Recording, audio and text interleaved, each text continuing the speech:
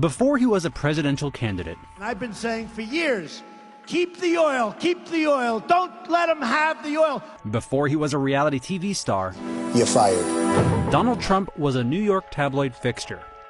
All through the 1980s, Trump was busy building something new, and it wasn't a skyscraper. Billionaire developer Donald Trump has put his name on a New York City hotel, shopping center, and apartment buildings, as well as a casino in Atlantic City.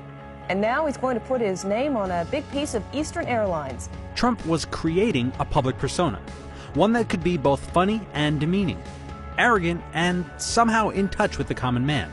I sort of love and hate him at the same time. I mean, I think he has, a monumental ego. He comes off as being very, what's the word I'm looking for? Arrogant? Yeah, he's arrogant. I like him. You do? Man's got it made, got everything. He often did this by picking fights. He said, I think Donald Trump is an artful liar. I think he is a greedy, vicious, and arrogant man. Well, I don't know, is that supposed to be a compliment or not? I'm not sure. He waged a years-long battle with New York City Mayor Ed Koch. I hope that New York City has a different mayor at some point, because I think Ed Koch is a total disaster. He's been a very bad mayor for the city. He helped launch a competitor to the NFL called the U.S. Football League, and then launched a lawsuit against the NFL when the USFL failed. The jury in the case delivered its verdict.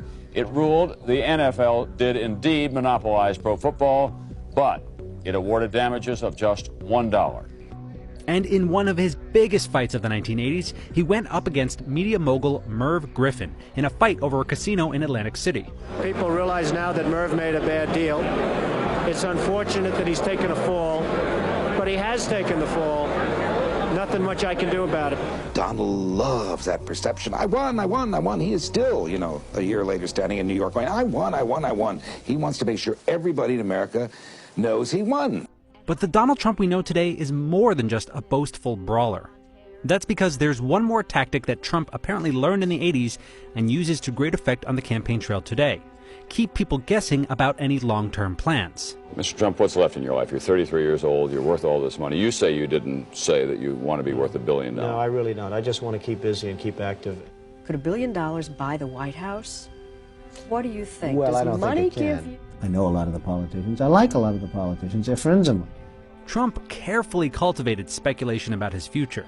In 1987, he ran a full-page ad in major newspapers that read like a political manifesto. A blow-up of the ad is now on display at Trump Tower on Fifth Avenue. The ad was irresistible to the New York press, and the move kept Trump's name in the news. Trump has said quite seriously that he's a good enough bargainer to negotiate a nuclear disarmament treaty with the Russians. This is not a wealthy country. People think America, wealth, this and that. The Japanese are saying that. What a wealthy country. I mean, they're saying it and they're laughing. Country's losing $200 billion a year. We ought to go in, the next time they fire so much as a bullet at one of our ships, we ought to go in and take over their oil. With each of these instances, Trump refined his playbook. His attacks... Steve, you're going to have to start pushing these people now a little bit, because it's getting a little ridiculous as far as I'm concerned. His boasts... We'll probably sell an extra 10,000 season tickets, and that's a lot of tickets. And his shifting positions. Do you have the genes to be a successful politician? Well, you never really know. I think I'm pretty outspoken, and that's not probably a good thing in terms of a politician, but it's a good thing if you ever got elected, you can really do a job. Now, even back in the 80s, many found Trump's over-the-top personality distasteful.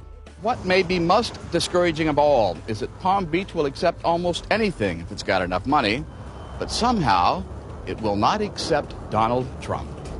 But by playing the role of an unpredictable bully with the Midas touch, Trump showed he couldn't easily be ignored. I believe that perhaps I'm portrayed differently than I actually am. I believe I'm portrayed in a rougher sense than the actual product.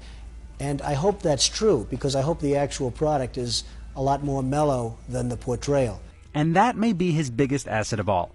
When people attack Trump, they reinforce the version of Trump that Trump wants people to see. And inevitably, that keeps Trump's name in the news.